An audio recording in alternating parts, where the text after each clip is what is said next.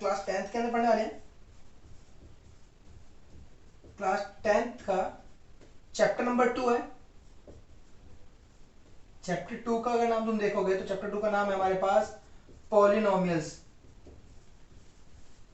अगर हम बात करते हैं पॉलिनोमियल्स के बारे में तो ये तुमने 9th की क्लास में पहले पढ़ चुके हो, तो एक बार फिर से मैं तुम्हें रिवाइज करता हूँ पॉलिनोमियल्स होते क्या हैं। हमारे पास किसी भी तरह की जो इक्वेशन गिवन होती है उन सभी इक्वेशन को हम क्या कहते हैं, पॉलिनोमियल्स कहते हैं।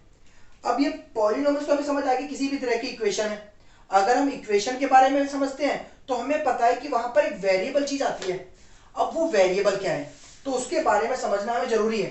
तो सबसे पहले हम बात करते हैं वेरिएबल के बारे में। तो अब मैं तुम्हें याद दिलाता हूं कि वेरिएबल क्या होता है, किसी भी इक्वेशन के अंदर कोई ऐसी टर्म जिसकी इंफॉर्मेशन हमारे पास नहीं है, जिसे डिनोट किया जाता है x से, y से या फिर z से। यानी कि वेरिएबल क्या होंगे, किसी इक्वेशन के अंदर x, y या z हमें कुछ लिखा मिलता है जिसकी वैल्यू हमें नहीं गिवन, उसे हम कहते हैं वेरिएबल। अब जो पॉलिनोमियल्स होते हैं वो सभी डिपेंड करते हैं वेरिएबल पर। अब वो कैसे डिपेंड करते हैं, देखो यहाँ पर।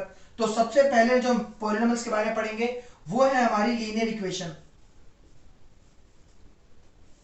तो लीनियर इक्वेशन क्या होती है, किसी भी इक्वेशन के अंदर जो वेरिएबल आता है, अगर उस वेरिएबल की मैक्सिमम पावर कितनी आती है, 1 आती है, तो उस तरह की सभी इक्वेशन को हम क्या कहेंगे, लीनियर इक्वेशन। इसके लिए अगर एग्जांपल बोलूं तो एग्जांपल क्या है, 3x + 5y + 7 = 0। तो हम यहां देख रहे हैं x और y दो वेरिएबल है, इनके ऊपर कोई पावर नहीं, यानी कि 1 पावर हुई, और 1 पावर हुई तो क्या हो गया, वो लीनियर इक्वेशन। अगर अब मैं बात करता हूं इसकी जनरल फॉर्म के बारे में, तो जनरल फॉर्म क्या होती है, जनरल फॉर्म का मतलब होता है उसकी रिप्रेजेंटेशन। तो इसकी जो रिप्रेजेंटेशन होती है वो कैसी होती है, ax + by + c = 0। ठीक है, तो हमारे पास ये होगी उसकी रिप्रेजेंटेशन, यानी कि x के साथ a, y के साथ b, बाकी बचा c। a, ये b और ये c। सेकंड नंबर पे हमारे पास आती है क्वाड्रेटिक इक्वेशन। अब ये क्वाड्रेटिक इक्वेशन क्या होती है, किसी भी इक्वेशन में जो वेरिएबल यूज हो रहा है, अगर उस वेरिएबल की मैक्सिमम पावर कितनी आ जाती है, हमारे पास 2 आती है, तो उस सभी इक्वेशन को हम क्या कहेंगे, क्वाड्रेटिक इक्वेशन। इसके लिए एग्जांपल की बात करता हूं, 5x² 8x + 9 = 0। अगर हम यहां पर ध्यान से देखें तो x वेरिएबल दिख रहा है, x की पावर 1 भी है, 2 भी है, पर हमें किसको नोट करना है, सिर्फ मैक्सिमम पावर को। तो मैक्सिमम पावर 2, तो कौन सी इक्वेशन, क्वाड्रेटिक। इसके लिए इसकी जनरल फॉर्म, हमेशा हर एक इक्वेशन की जनरल फॉर्म हमें पता होनी चाहिए, क्योंकि उसकी रिप्रेजेंटेशन उसी फॉर्म के अकॉर्डिंग की जाती है।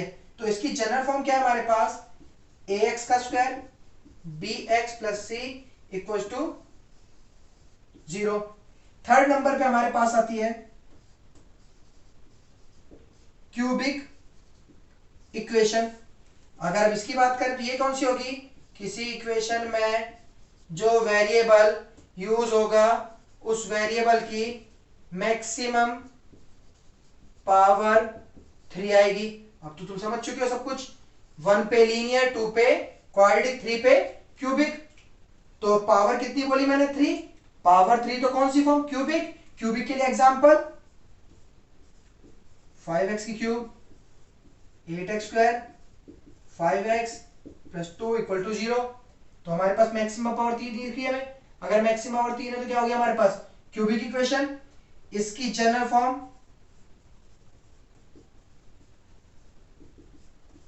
ax³ + bx² + cx + d = 0।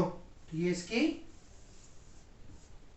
कौन सी फॉर्म होगी हमारी, जनरल फॉर्म, जिसे हम जिस तरह से रिप्रेजेंट किया जाता है। तो अब हम ये समझ चुके हैं हमारे पास 3 तरह की इक्वेशन है, लीनियर, क्वाड्रेटिक और थर्ड नंबर पे क्यूबिक। तो वैसे एक बार नोट कर लो सारा कुछ जो लिखा है, फिर मैं आगे समझाना स्टार्ट करता हूं। देखो अब मैं स्टार्ट करूंगा चैप्टर के अंदर हमारी एक्सरसाइज 2.1।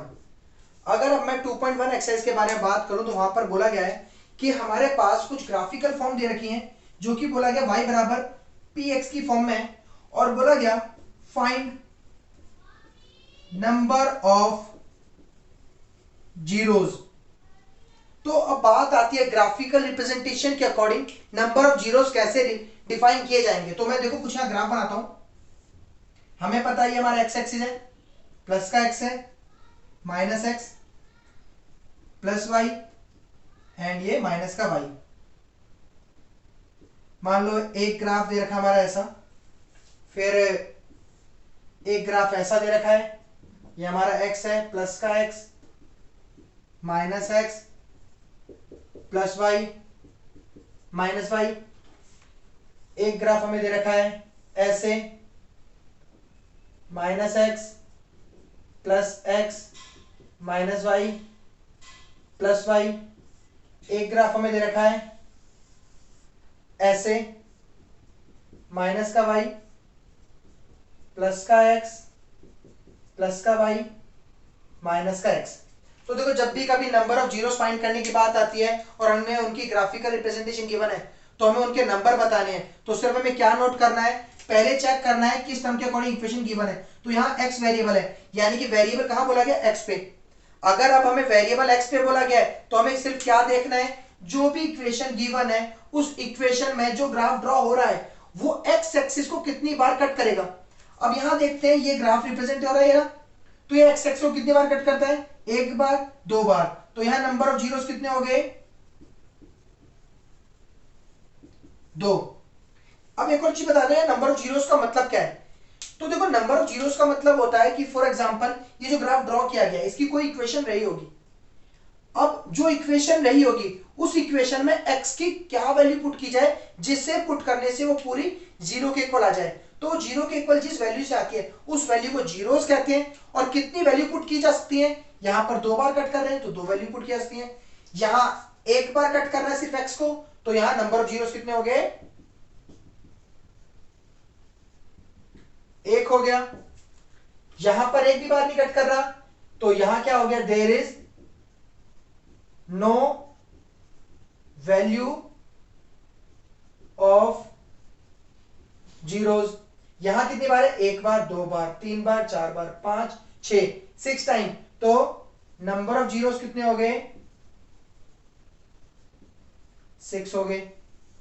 तो सिर्फ हमें क्या नोटिस करना है, जब भी कभी नंबर ऑफ जीरोस को निकालने की बात आ जाए तो सिर्फ हमें चेक करना है जिस इक्वेशन के बारे में बात हो रही है उस इक्वेशन को देखना है, और हमें चेक करना है वो जो ग्राफ गिवन है वो एक्स एक्सिस को कितनी बार कट करता है। जितनी बार कट करेगा उतने नंबर ऑफ जीरोस होते हैं।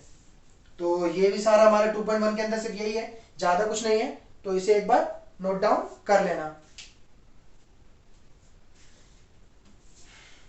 तो देखो अब मैं आता हूं एक्सरसाइज के अंदर जो टॉपिक आता है, मैं उस टॉपिक को समझाने से पहले इसके उसी का एक पार्ट बताता हूं। तो 2.2 के अंदर एक पार्ट यूज होता है हमारे पास, टॉपिक है वो फैक्टराइजेशन। अब बात आती है फैक्टराइजेशन है क्या। फैक्टराइजेशन का मतलब तो होता है चीजों को टुकड़ों में तोड़ना। पर अब हम जो यहां पढ़ेंगे उस फैक्टराइजेशन में हम पढ़ने वाले हैं, यहां पर मेथड है हमारा वो मिडिल टर्म स्प्लिट मेथड। तो देखो ये वैसे नाइन्थ में तुमने पढ़ा हुआ है, पर फिर भी मैं आगे बताऊंगा क्योंकि नाइन्थ क्लास में पता नहीं तुमने कितना सीखा नहीं, पर मैं यहां पर आज दोबारा से तुम्हें सब कुछ बताने वाला हूं। तो एक इक्वेशन गिवन देता हूं मैं तुम्हें। मान लो मैंने इक्वेशन दे रखी है 5x²,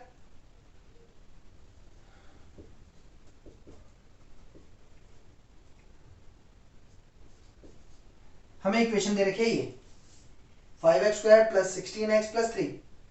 तो हमें बोला गया इसके मिडिल टर्म स्प्लिट करके बताओ। तो जब हमें इसकी मिडिल टर्म स्प्लिट करनी होगी तो सबसे पहले हमें नोटिस क्या करना है, यहां a की वैल्यू क्या है और यहां c की वैल्यू क्या है। तो यहां पर a की वैल्यू 5 और यहां c की वैल्यू कितनी है, 3। तो ये जो दो नंबर दे रखे हैं इन दो नंबर के आपस में मल्टीप्लाई कर लो, तो 5 3 15 आ गया। अब हमें देखना है कि ये 15 किस किस के टेबल में आता है, यानी कि 15 के फैक्टर ढूंढने हैं। तो 15 का एक फैक्टर तो मिल गया भाई 3 5 15, और एक फैक्टर मिल गया हमें कितना 15 1 सा 15 या 1 के टेबल में 15 पे या 5 के टेबल में 3 पे। जब हम ये देख लेते हैं तो उसके बाद हमारा जो अगला पार्ट आता है, हमें देखना है जो बीच की टर्म आ रही है। अगर मैं बीच की टर्म की बात करूं, बीच की टर्म आ रही है हमारी 16, तो अब हमें यहां चेक करना है किसको प्लस या माइनस करके 16 आएगा। तो ये तो 5 3 8, ये तो हो नहीं सकता, तो 15 और 1 16 ये हो रहा है, तो हमारा पॉसिबल फैक्टर 15 और 1 हो गया। तो अब यहां पे क्या करेंगे, ये 5x का स्क्वायर और यहां हमारा 3 लिखा हुआ है। सिर्फ इस 16x को, मैंने प्लस को भी छोड़ा ऐसे ही, इस 16x को यानी कि 15x प्लस 1x ऐसे लिख सकता हूं, क्यों 15x में एक जोड़ना पड़ रहा है। अब हम यहां से आगे क्या करेंगे, इस प्लस के साइन को अंदर ले आते हैं, 15x ये अंदर ले आते हैं, तो ये प्लस का ही रहा हमारा 1x प्लस 3 बराबर 0। यहां से आगे हमें ये दो टर्म दे रखी है और ये दो टर्म दे रखी है, तो पहली दो टर्म्स के अंदर से जो मैक्सिमम कॉमन निकल सकता है वो कॉमन निकालते हैं। तो हमें दिख रहा है x यहां पर भी, x यहां भी, x बाहर आ गया। अब हमें दिख रहा है 5 के टेबल में a भी आता है, 5 के टेबल में a भी आता है, तो 5 भी बाहर आ गया। 5 के में ये आता है 1 पर, 5 तो बाहर चला गया, 1x चला गया, बचा सिर्फ 1x। 5 के टेबल में 15 आता है 3 पर, x बाहर चला ही गया, तो ये x प्लस 3 बचा। अब हम देखते हैं यहां पर जहां कुछ भी कॉमन नहीं होता वहां ध्यान रखना है 1 कॉमन हमेशा होता है, क्योंकि 1 के टेबल में a भी आता है, 1 के में a भी, 1 बाहर, तो यहां बचेगा x, तो 3 1 जा 3 होता है, तो 3 रहेगा ये। तो अब हमें देखना है कि हम सही कर रहे हैं गलत, तो उसको चेक करने के लिए ये वाला ब्रैकेट और ये ब्रैकेट अगर हम सेम आ जाते हैं तो हमने सब कुछ सही किया है, अगर ये सेम नहीं आते तो हमने गलती कर दी है। तो अब ये टर्म और ये टर्म एक जैसी है, तो अब इसको पूरे में से कॉमन निकालते हैं, तो ये x प्लस 3 पूरे में कॉमन आ गया। अंतर क्या बचा यहाँ पर, जब ये टर्म बाहर चलेगी तो बचा यहाँ पे 5x, जब ये टर्म बाहर चलेगी तो बचा यहाँ पे 1। यहां तक हो गया। अब यहां से आगे क्या करेंगे, एक बार ये टर्म जब 0 के डिवाइड में जाती तो ये इक्वल आती 0 की, यानी कि हम रख देंगे x प्लस 3 बराबर 0 और एक बार 5x प्लस 1 इक्वल टू 0। तो यहां से x की वैल्यू क्या निकल के आएगी, माइनस का 3, और यहां से 5x बराबर ये 1 आ जाएगा, तो माइनस का 1, x बराबर निकल के आएगा माइनस का 1/5। ठीक है, तो हमारी 2.1 हो गई थी। 2.2 के अंदर टॉपिक थोड़ा ये भी है, इसके साथ में और कुछ चीजें हैं तो वही बताता हूं। पहले ये बेसिक है हमारा, एक बार ये समझो, इसका एक टाइप और बताता हूं, फिर आगे करते हैं। तो जैसे मैंने एक इक्वेशन ले ली, 3x का स्क्वायर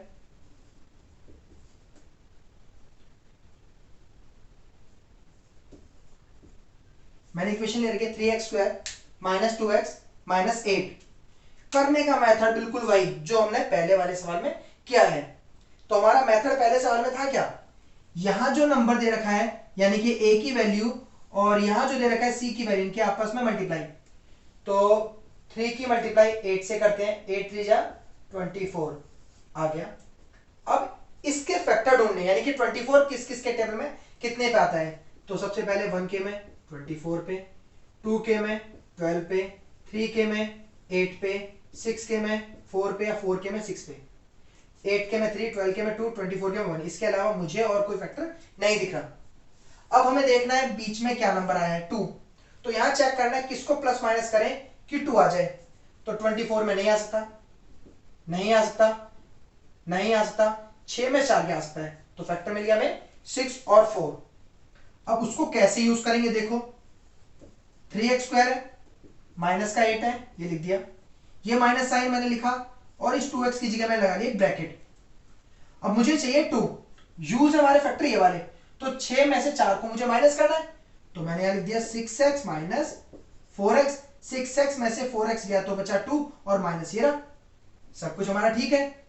अब करते हैं, ये माइनस अंदर गया, माइनस माइनस प्लस, और ये माइनस का 8 है ही। फिर देखो वही यूज हमारा कि पहली दो टर्म और ये अगली लास्ट की जो दो टर्म आ रही है, इनमें से मैक्सिमम क्या क्या कॉमन निकल सकता है। तो मैक्सिमम कॉमन की अगर हम बात करते हैं तो मुझे दिख रहा है यहां भी x है, यहां भी x है, एक x आ गया बाहर। फिर उसके अलावा मुझे दिखता है ये भी 3 के टेबल में आता है, ये भी 3 के में आता है, तो 3 भी बाहर आ गया, 3 बाहर आ गया, एक x आ गया, तो बस यहां क्या बचा हमारा, एक x। 3 के टेबल में 6 आता है, 2 पे x बाहर चला गया। अब हम यहां देखते हैं, इन दोनों में क्या कॉमन आता है, 4 के टेबल में ये भी आता है, 4 के में ये भी आता है, दोनों में 4 कॉमन है, तो मैंने 4 कॉमन निकाला, 4 चला गया तो बचेगा यहाँ पर x, और जब 8 4 के टेबल में कितने पे 2 पे, ये बचा 2 इक्वल 0।